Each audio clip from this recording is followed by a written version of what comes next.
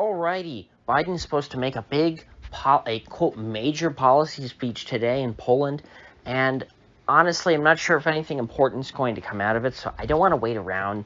I have time this morning to record, and there's other stuff I want to get to before that, so if anything important comes out of Biden's speech, I will talk about it tomorrow, I promise. But today, I want to shift the focus back to something that I haven't talked about in a very long time, and that is the war in Yemen. Which the U.S. enabled Saudi Arabia to wage for so many years now, is a war on mainly the Houthis in Yemen. I'm not going to go through the whole history of that conflict. I've talked about it plenty. Some of the best people on it have been, Scott Horton. His show's great. So if you want a background on the Yemen war, if you like, find an archive of his podcast, Scott Horton Show, and search Yemen, you'll find plenty of stuff. But what happened yesterday is that in this ongoing war, the Houthis launched missile strikes against Saudi Arabia, targeting Saudi Aramco, which is, hitting them where it hurts. They've done this before, attacking the Saudis' oil production facilities. Now, in the past when this has happened, it's caused spikes in the oil price, and they've been brief and they go down because the Saudis fix whatever damage the Houthis cause, and then we all just get on with our lives and, forget that the Saudis, have massacred hundreds of thousands of people in Yemen. But I think these days it'll become a little harder for folks in the West and in the United States to ignore the war in Yemen because, as you might imagine, the United States wants Saudi Arabia to produce more oil than they currently are. The Saudis have balked at this. The U.S. is also trying to pursue a rushed Iran deal, which would seemingly lead to Iran exporting oil to the rest of the world. Maybe not directly to the United States, but if Iran is exporting a lot of oil out into the global market, that will increase the global supply, which is very much needed right now with the current supply shock that we're experiencing. We need an increase in the supply of oil. The Saudis, of course, are not happy about this. They don't want the U.S. talking to Iran at all. They've never liked the Persians, going all the way back to when it was the Shah. Arabs and Persians don't get along well. That's it's just one of those facts of life that we have to deal with. And so as long as Biden is trying to get Iran to export more oil, the Saudis are not going to increase their production. They're not going to help. They're not going to work on the same side as the Iranians. That is, unless this is a big if, the U.S. escalates its support for Saudi Arabia's war in Yemen and to take out the Houthis. The Saudis now can come to the United States and say, look at what the Houthis are doing. They're attacking our oil production infrastructure. They are hurting the global oil supply. And so you need to come here and fight a war for our oil. Now, I'm not saying that they have said this, but I think there's a clear implication of this. There's a clear opening here for someone in the United States who might want to push a direct U.S. intervention in Yemen to say, look, the Saudis are not going to be able to produce as much oil if the Houthis keep attacking their infrastructure. And moreover, the Saudis probably will agree to produce more oil once the war is over, if the U.S. does them a favor and gets rid of the Houthis. And so, oddly enough, even though the war in Yemen has been, it's been in the background the whole time, but I mean, even as far as I'm concerned, it's been, in the background. The U.S. supposedly has been winding down their support. Blinken said early on in the Biden administration, we're not going to be supporting the war in Yemen anymore. They were quietly kind of pulling out. At least that's what we were told. I don't know how much truth there really was to that. I don't know in reality how much less the U.S. is really doing to help Saudi Arabia in that war. But at this point, I do think that there's a good chance that they could be doing more than they have been the entire time. Going all the way back to the Obama administration when the war started. Back then, Obama enabled the war in order to apologize to the Saudis, or to, in his words, placate them over the Iran deal. And right now, the Saudis are not even returning Joe Biden's calls. They don't want to hear from him. but they are happy to talk on the phone to the Russians, and the UAE was hosting Assad this very week, for a friendly visit. So one more time, let's go over how this could play out. So the U.S. wants to make a deal with Iran in order to get Iran to export oil. Let's say they go ahead and do that. The Saudis are pissed.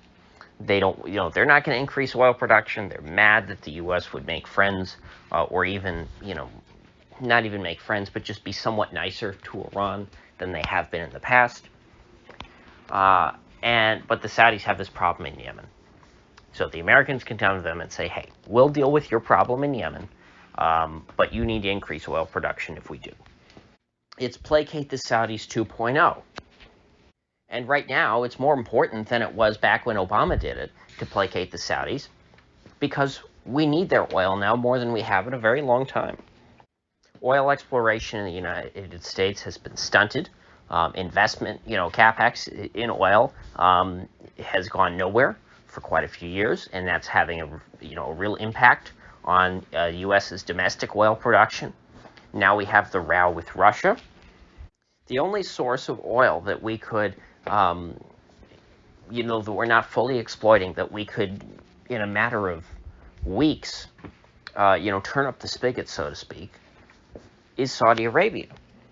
I believe their supply is pretty, based on, the way that OPEC works, I believe that Saudi has a pretty elastic oil production capacity. They have the capacity to increase or decrease how much they're pumping out of the ground. Now, alternatively, the U.S. could just, not do this, and they could let oil prices continue to go up. They could hope maybe that oil prices come down. The U.S. might just hope that the prices have peaked and say, you know what, we'll just have to deal with $5 a gallon, $5 a gallon for diesel for the foreseeable future. But if the oil crisis in the West gets sufficiently dire, I think that this is an option that they have. And it's not an option that I would take, obviously. I've thought that this whole war in Yemen's been a disaster the entire time. And you know what? I don't know if anyone in the administration is lucid enough to think this, but if they do allow the Fed to go ahead and enable, or at least a recession, that will curb the demand for oil and might bring down oil prices on their own, even given, the global supply shock. Much in the same way that even though housing inventory is quite scarce right now, we could still see a housing crash if the Fed, comes in and essentially hacks off the demand side. And honestly, I think that's a pretty good bet. I think we could use that depression. We've needed it for a long time. We need a reset of asset prices. And at the same time, well, then again, in the 70s, during stagflation, gas prices, even though we were in a deep recession in that time, gas prices, of course, stayed high. The supply shock was so extreme in that case that it was not compensated enough by the drop in demand. The demand drop for oil, is only going to, is going to be proportional to how far the economy falls. And so gas won't be cheap again, but maybe, just maybe, the recession will be enough to bring gas prices down from what are they now, over $4 a gallon to maybe just over $3. We get, 25% or 20% reduction in gas prices. But the one thing I wouldn't expect from this administration is increased domestic oil production. First of all, it takes a long time. So even if this administration went full bore on trying to enable that, it would take quite a few years. But, you have the structural financial system, which has now been built around not investing in fossil fuels.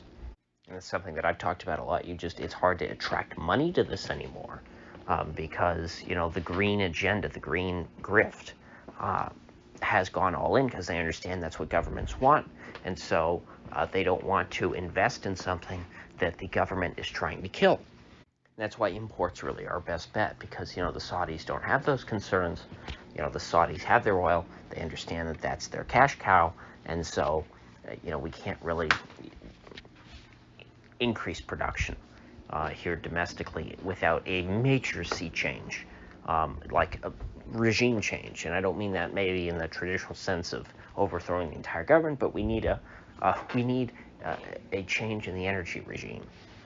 So I just wanted to throw that out there about Yemen.